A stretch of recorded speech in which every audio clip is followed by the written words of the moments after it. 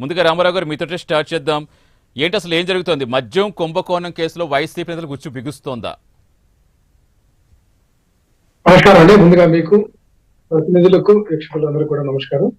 నమస్తే. ఇక్కడ మద్యం కుంభకోణం అనే దానికి ఒక అర్థం పర్థం లేకుండా ఆరోపణలు చేస్తున్నారండి. ఇక్కడ సిట్ దర్యాప్తులో ఏం తెలియదు అనేది కూడా ఎదుమిద్దకు తెలియదు. కేవలం ఎందుకంటే గతంలో ఈ యొక్క రకరకాల కేసులు ఇవన్నీ కూడా చంద్రబాబు నాయుడు గారి మీద కానీ లోకేష్ గారి మీద కూడా ఉన్నటువంటి నేపథ్యంలో ఏదో ఒక విధంగా ఈ మద్యంలో ఏదో జరిగింది. ఎందుకంటే ప్రభుత్వమే నేరుగా లిక్కర్ షాపులు నిర్వహించడం ఇవన్నీ చేసింది. ఇక్కడ ఒకటండి, ఇక్కడ ఏపీ బ్యావరేజెస్ కార్పొరేషన్ లిమిటెడ్ ఉంది. దానికి డిస్టిలరీస్ కి మధ్యలో ఒప్పందాలు జరుగుతూ ఉన్నటువంటి పరిస్థితి ఉంది. ఇక్కడ జగన్మోహన్ రెడ్డి గారి చుట్టూ చూపిస్తుందని చెప్పడం, లేకుంటే బంగారు ఆభరణాలు ముడుపులు అందినాయని, ఇవన్నీ కూడా అసలైన ఆరోపణలు. నేనేమంటున్నానంటే ఇక్కడ ఈ రాష్ట్రంలో కూడా అనేక వ్యాపారాల్లో మద్య వ్యాపారం కూడా ఒక వ్యాపారం. దాంట్లో రకరకాల ఇన్వెస్టర్లు పాల్పంచుకునేటువంటి పరిస్థితి ఉంది. ఆ డిస్టిలరీస్ లో కూడా విషయం చూస్తే అవన్నీ కూడా చంద్రబాబు నాయుడు గారి హయాంలో తీసుకొచ్చినవి. 16 డిస్టిలరీలకి అనుమతి ఇచ్చింది చంద్రబాబు నాయుడు గారి హయాంలో అనుమతి ఇచ్చారు. అంతేగాని జగన్మోహన్ రెడ్డి గారి హయాంలో ఒక్క డిస్టిలరీ కూడా కొత్తగా అనుమతులు మంజూరు చేయలేదండి. ఉన్నటువంటి డిస్టిలరీలకి ఆ యొక్క ఏపీ బ్యావరేజ్ కార్పొరేషన్ మధ్య ఉండేటటువంటి వ్యాపార లావాదేవీలకు సంబంధించిన జరిగిన వ్యాపారాన్ని మనం కుంభకోణంగా లేకపోతే ఇంకో రకంగా మాట్లాడుతున్నటువంటి పరిస్థితి కనిపిస్తుంది తప్ప ఇక్కడ కుంభకోణం అనే దానికి ఆస్కారమే లేదు. జగన్మోహన్ రెడ్డి గారికి అయితే అసలు సంబంధం లేని అంశం. ఇక్కడ హైకోర్టులో నడుస్తుంది కదండి సిట్టు, ఏదైతే దర్యాప్తు చేసి కొన్ని అంశాలను పొందుపరిచి నడుస్తున్నటువంటి కేసు హైకోర్టులో నడుస్తుంది. రేపు 7-8 తారీఖుల్లో కూడా దానికి విచారణ జరుగుతున్నటువంటి పరిస్థితి ఉంది.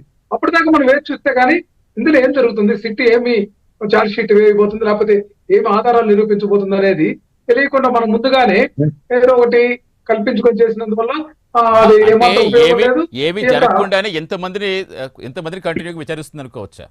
ఒకరిద్దరు కాదు కదా, చాలా మంది ఉన్నారంటున్నారు. ఇప్పటికే రాజకేశ్ రెడ్డి గారిని విచారించారు, విజయసాయి రెడ్డి గారు, మిథున్ రెడ్డి గారు అయ్యారు, సజ్జల శ్రీధర్ రెడ్డి గారు అయ్యారు. ఇలా ఒక్కొక్కరుగా కంటిన్యూగా వస్తూనే ఉన్నారు కదా. ఒకటండి, ఇక్కడ ఈ రాష్ట్రంలో మనం చూస్తా ఉన్నాం డైవర్షన్ పాలిటిక్స్. ఎందుకంటే జగన్మోహన్ రెడ్డి గారు చేసినటువంటి అన్ని పనులు మరలా మేము ఇంకా మెరుగ్గా కొనసాగిస్తామని హామీలు ఇచ్చారు ఎన్నికలకు ముందు. అట్లాగే సూపర్ 6 అని ఇచ్చారు, ఇంకా చాలా హామీలు ఇచ్చారు కమిషన్ల విషయంలో. కానీ వాటన్నింటిలో కూడా ఫెయిల్ అయినటువంటి సర్కారు ప్రజల దృష్టిని మరల్చి జగన్మోహన్ రెడ్డి గారి పాత ప్రభుత్వంలో ముఖ్యంగా ఉన్నటువంటి వ్యక్తుల మీద ఏదో ఒక ఒరుగు చల్లాలనేటువంటి ప్రయత్నం జరుగుతున్న మాట వాస్తవం కదండి. చెక్కి ఒప్పందాన్ని తీసుకొచ్చారు, లడ్డూలు కల్తీ నెయ్యి ఏదో జరిగిందని ఏది నిరూపించలేకపోయారు. అదే కోవలో ఈ యొక్క మద్యం కుంభకోణం కూడా తేలిపోతుంది. ఎందుకంటే అక్కడ ఏమి లేదు, ఇక్కడ చాలా ట్రాన్స్పరెంట్ మెథడ్ లో జరిగినటువంటి వ్యవహారాన్ని ఇక్కడ కుంభకోణం జరిగిందని ఆపాదిస్తున్నారు తప్ప ఇక్కడ ఏమి జరగలేదండి. ఎట్లా జరుగుతుంది అనేది కూడా ఇతమిద్దంగా అసలు ఇప్పటికీ సిట్టు ఏం తెలిసింది ఎక్కడా కూడా క్లారిటీ లేదు.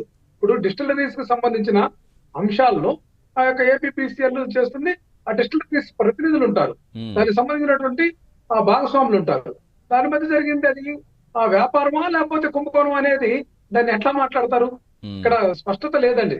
సిట్టు ఆరోపణలో కూడా స్పష్టత లేదు. ఇది ఏదైనా సరే న్యాయస్థానాల్లో వీళ్ళు ఏదైతే దర్యాప్తు సంస్థగా ఈ కూటమి ప్రభుత్వం నియమించినటువంటి సిట్టు ఎంతవరకు తెలుస్తుంది అనేది కూడా అనుమానాస్పదంగా అయితే ఉంది.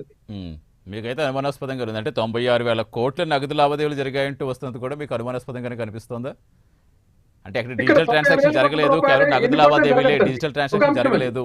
ఇక్కడ ఒక అంశం అండి, మైనింగ్ కార్పొరేషన్ కానీ బ్యావరేజ్ కార్పొరేషన్ ఇట్లా 10 కొద్ది కార్పొరేషన్లు ఈ రాష్ట్ర ప్రభుత్వం తరఫున వ్యాపారాలు నిర్వహించేటటువంటి పరిస్థితి ఉంది కదండి.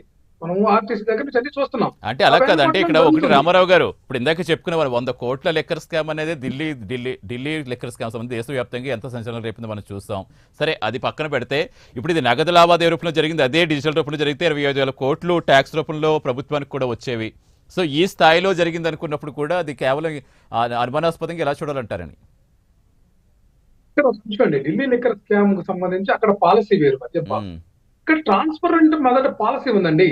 ప్రభుత్వమే ఏదైతే ఏపీ బ్యావరేజ్ కార్పొరేషన్ లిమిటెడ్ నిర్దేశించినటువంటి షాపులకు ఆ యొక్క డిస్టిలరీస్ నుంచి సప్లై చేసి అక్కడ ఉన్నటువంటి ప్రభుత్వం తరఫునే నియామకాలు చేపట్టి ఏ రోజుకి ఆ రోజు ఆన్లైన్ ద్వారా పేమెంట్స్ చెల్లించుకొని ఆ బ్యావరేజ్ కార్పొరేషన్ నిర్వహించినటువంటి ఆ వ్యాపారం అండి అది. లిక్కర్ స్కామ్ ఢిల్లీకి సంబంధించిన పాలసీ మీరు అధ్యయనం చేయండి. ఆ పాలసీలో చాలా లోపభూయిష్టమైన విధానాలు ఉన్నాయి. ఇక్కడ ఈ పాలసీలో ట్రాన్స్పరెంట్ మెథడ్ ఉంది.